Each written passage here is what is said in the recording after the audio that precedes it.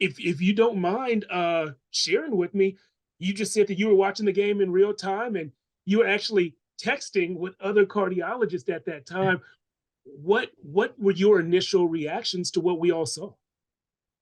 Yeah, well, first of all, thanks for having me on today. And obviously, so what we saw yesterday was fortunately very rare, but very tragic nonetheless.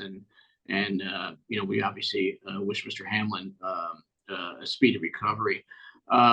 Needless to say, someone like myself is not directly involved, with his care, nor do I have any insight as to what Mr. Hamlin presented with in terms of rhythm, what resuscitation efforts were done, or what they found at the hospital. So really, when it comes to someone like me, watching an event like that on TV, it's really based on a very, very limited information, and just seeing what they're showing us. So I would hate to get into a lot of detail on maybe Mr. Hamlin's case in particular.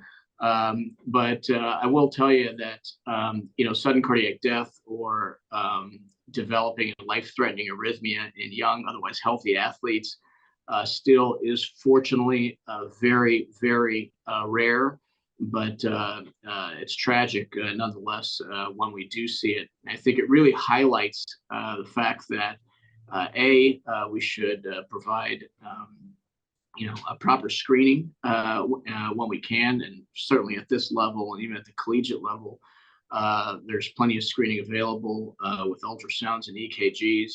And as you're seeing, sometimes our screenings are not 100% effective. So there's various mechanisms why an individual can experience sudden cardiac death or collapse when they're otherwise healthy and while they're playing.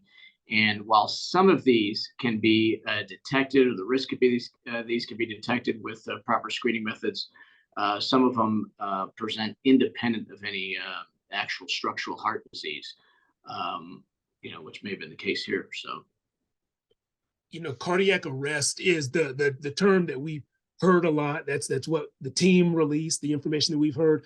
What does that mean for people who don't know? Yeah, so I mean, cardiac arrest quite literally is when your heart stops beating. Now, it tends to be somewhat of a lay term, so there's a lot of different underlying rhythms that can fall under the umbrella of, cardiac arrest.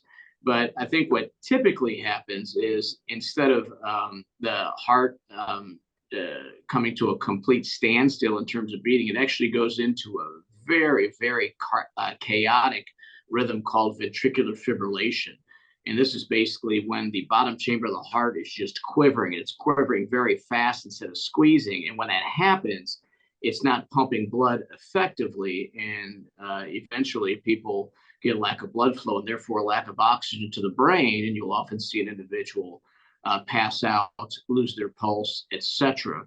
And that's why in those instances, the most important things are CPR. So anytime we're doing CPR and doing chest compressions, what we're essentially trying to do is exogenously from the outside of the chest, push down on the chest. So not only push it down on the chest, we're actually squeezing the heart itself through the chest, and squeezing or compressing that heart can keep blood flow from going, preserve blood flow to go to the brain, which is obviously very important.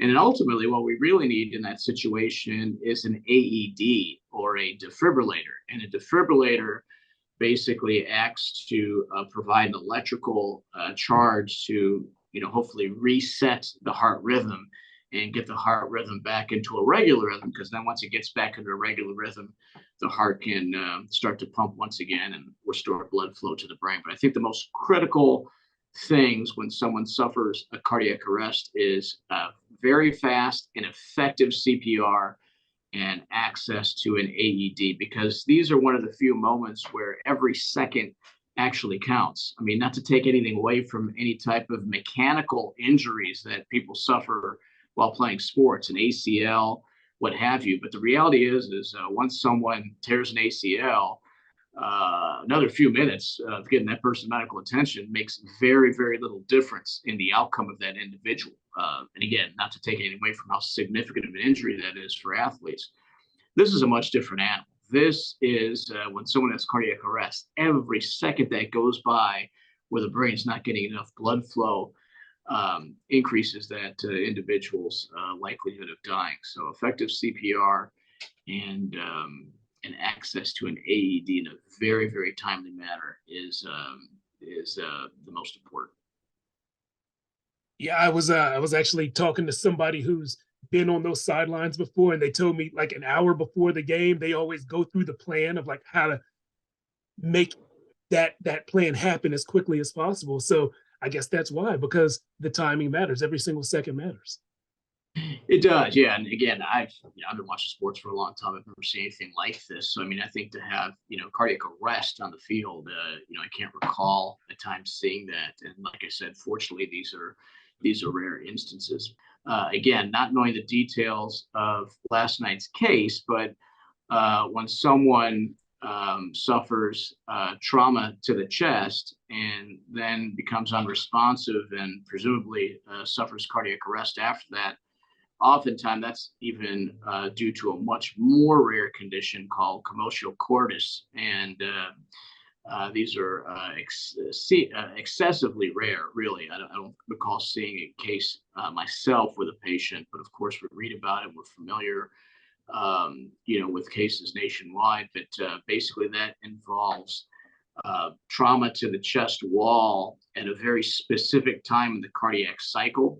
It's on the upstroke of the T wave, and it's really just a very, very rare, unlucky timing, if you will. And when an individual suffers trauma to that chest wall just at the right time of the cardiac cycle, it can induce ventricular fibrillation.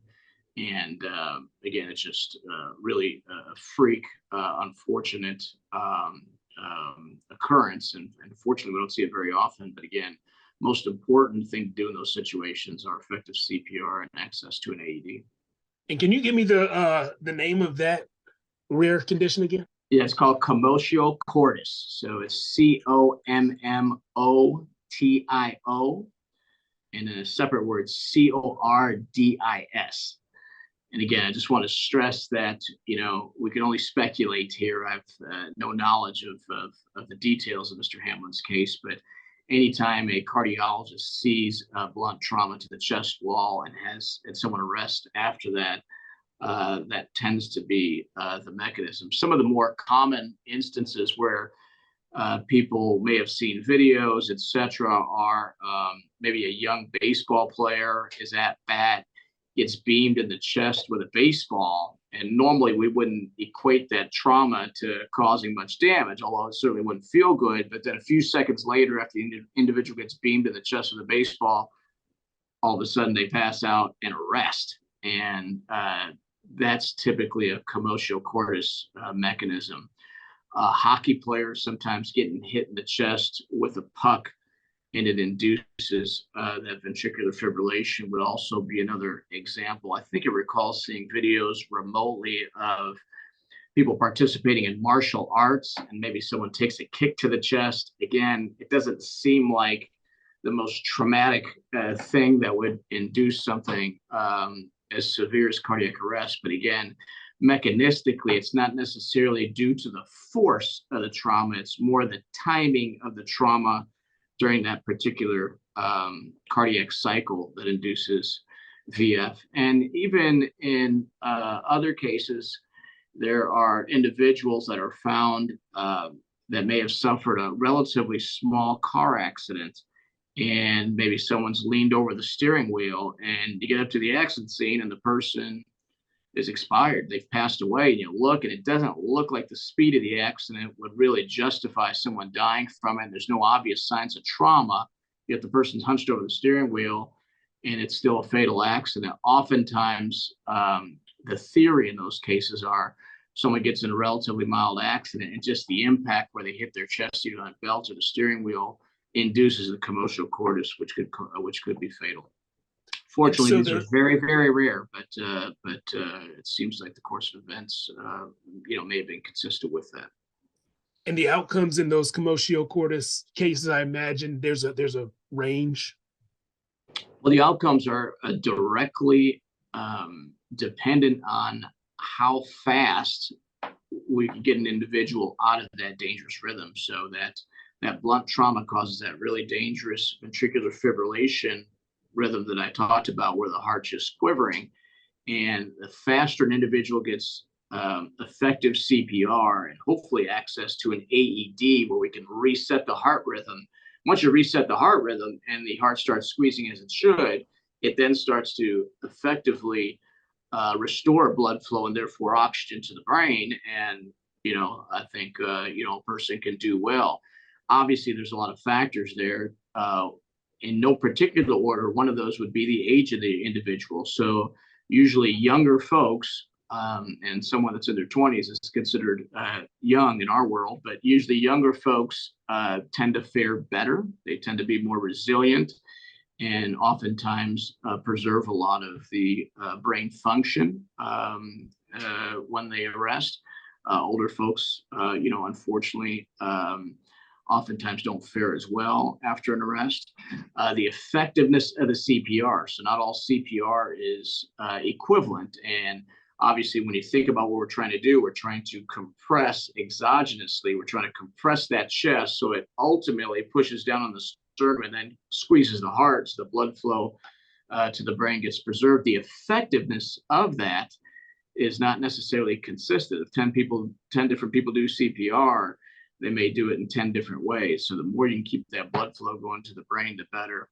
I think, the time to access to an AED and how long it essentially takes to restore that regular rhythm, these all come into play. So I imagine that's a lot about what the wait and see is now, is to say, hey, so how much of, from what I've read, they've restored a regular rhythm, but, how much of the blood flow was preserved to the head, and hopefully, given his age and how healthy presumably he was going into this, that it doesn't result in any type of longer term loss of brain function. You mentioned the wait and see and where we are now. I know you can't speak directly to this case, but why would putting a patient who has undergone recent cardiac arrest under sedation make sense? Yeah, so essentially, the patient's just gone through a traumatic event. You definitely want them to rest and recover before we, kind of reassess neural function. There's really, when someone comes in, the first thing to do is we're, trying to stabilize the individual in general as best as possible, and then we kind of go back and try to figure out what happened. Oftentimes, it's a diagnosis of exclusion, right? Because if you didn't have a monitor on at the time, you can only kind of presume what may or may not have happened. But, there are a lot of tests that need to happen. And really, each piece of information, it's almost like a puzzle. And each piece of information that we get collectively forms this picture of what is or what is not happening. So we take things like, ultrasounds and blood work and electrocardiograms and monitoring their rhythm and et cetera, and try to, put the story together as best we can to figure out what did or what did not happen. So during that time, I think oftentimes putting someone on a ventilator to allow their body to recover is often helpful. For a while there were also protocols where we'd actually cool the body down, because there was some suggestion that may preserve a lot of the brain function. And obviously, in those situations, we would want people to be sedated so they could go through that proper cooling protocol effectively. All right. I think I got it. Yeah, thank you so much. I had a list of 4 or 5 questions, and right off the bat, you answered like 3 of them. So like I said, man, you were all there for me. Yeah, and I think the important points, because there is a lot of speculation as to may have not happened, and I'm right there with everyone else. So the last thing I want to do is say, oh, well, this is what it is. But importantly, these things are very chilling and and very unfortunate for a reason. They're uncommon and rare.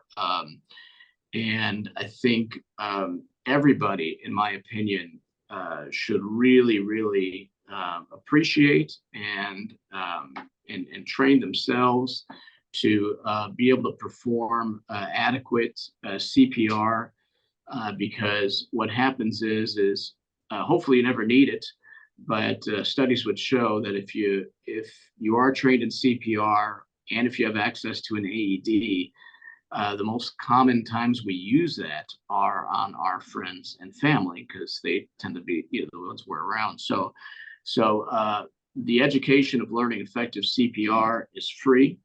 It's readily available throughout Central Texas, and you never know when you may need these skills. Statistically, if you do need them, it's going to be around someone that you really care about.